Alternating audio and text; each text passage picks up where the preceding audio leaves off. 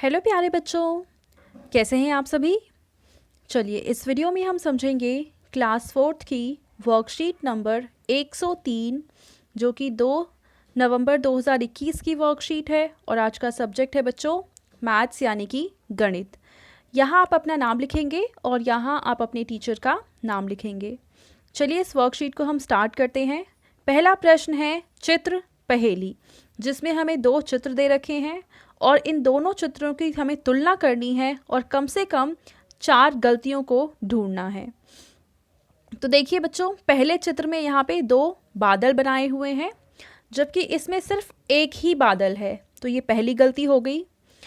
यहाँ पे देखो सूरज बना है, जबकि यहाँ पे सूरज नहीं है, ये दूसरी गलती हो गई।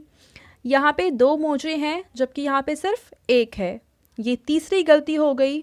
इसके अलावा यहाँ पे देखो डिज़ाइन बना हुआ है कपड़े में, जबकि यहाँ पे डिज़ाइन नहीं बना है। इसके अलावा इस कपड़े में भी डिज़ाइन है, जबकि इस कपड़े में कोई डिज़ाइन नहीं है।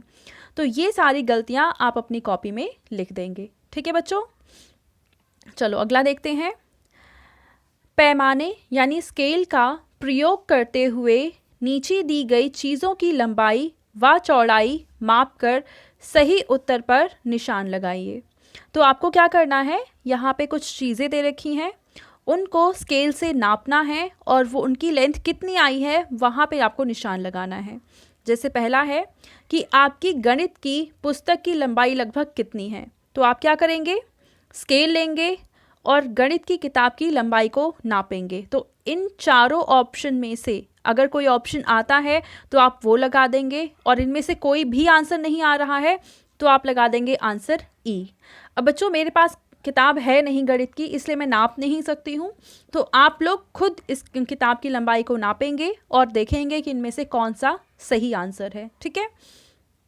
दूसरा प्रश्न है कि आपकी गणित की पुस्तक की चौड़ाई लगभग कितनी है। तो अगेन चौड़ाई को भी आप स्केल से नापेंगे और इनमें से कोई ऑप्शन है तो लगा देंगे, और इनमें से एक भी आंसर नहीं आ रहा है तो आप चुनेंगे आंसर ई। ठीक है बच्चों।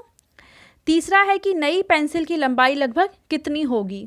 तो अगर आपके पास कोई नई पेंसिल है तो उसकी लंबाई को भी आप स्केल पे नापेंगे और जितनी भी लंबाई आएगी उस पे आप टिक कर देंगे, और अगर इन चारों में से एक भी नहीं है तो आप ऑप्शन ई पर टिक करेंगे। ठीक है बच्चों। उसके बाद है कि 20 रुपए का जो नोट होता है उसकी लंबाई कितनी होगी।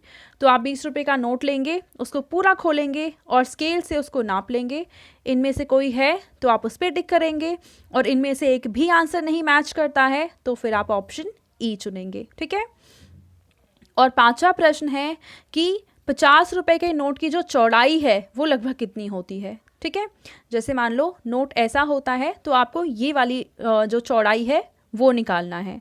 तो आप स्केल पे नापेंगे, अगर इन चारों में से कोई आंसर है तो आप उस पर टिक करेंगे, और इनमें से एक भी आंसर नहीं है तो आप ऑप्शन ई पर टिक कर देंगे। ठीक है बच्चों। चलो आगे दे रखा है कि अपने आसपास के किसी बगीचे या पार्क से कोई पत्ता लीजिए तथा नीचे दिए गए बॉक्स या अपनी कॉपी में उस पत्ते की रूपरेखा बनाकर उसकी लंबाई नापिए। पेड़ या पौधे के नीचे गिरे हुए पत्ते का ही प्रयोग करें। तो बच्चों आप करेंगे क्या कि आपके घर के आसपास, या अगर आपने घर में भी कोई प्लांट लगा रखा है तो उसका एक पत्ता आप लेंगे जो कि नीचे गिरा हुआ होगा, और उसकी लंबाई को नापकर उसकी जितनी भी लंबाई है वो आप अपनी कॉपी में लिखेंगे, और साथ ही साथ जो पत्ता है उसका भी चित्र आप अपनी कॉपी में बनाएंगे। ठीक है बच्चों। अब आपके पेरेंट्स के लिए यहाँ पे सुझाव है कि बच्चों को अपनी पुस्तकों तथा कॉपियों की लंबाई या चौड़ाई का ध्यान रखते हुए उन्हें व्यवस्थित रूप से रखने के लिए प्रेरित कीजिए। तो बच्चों आप अपने घर पे अपनी सारी कॉपी किताब जहाँ पे भी रखते हैं तो आपको करना क्या है, उनको इस तरीके से अरेंज करना है कि या तो वो बढ़ते क्रम में हो या तो घटते क्रम में हो। यानी कि सबसे बड़ी लंबाई पहले, फिर उससे छोटी, फिर उससे छोटी, फिर उससे छोटी, आप ऐसे अरेंज कर सकते हैं। या फिर आप ऐसे भी अरेंज कर सकते हैं कि पहले सबसे छोटी, फिर उससे थोड़ी बड़ी, फिर उससे बड़ी, फिर उससे बड़ी। इस तरीके से आप एक सीक्वेंस में अरेंज करके अपनी कॉपी किताब को रखेंगे। ठीक है। तो बच्चों ये थी आज की हमारी मैथ्स यानी कि गणित की वर्कशीट, एंड आई होप आपको ये बहुत अच्छे से समझ में आ गई होगी।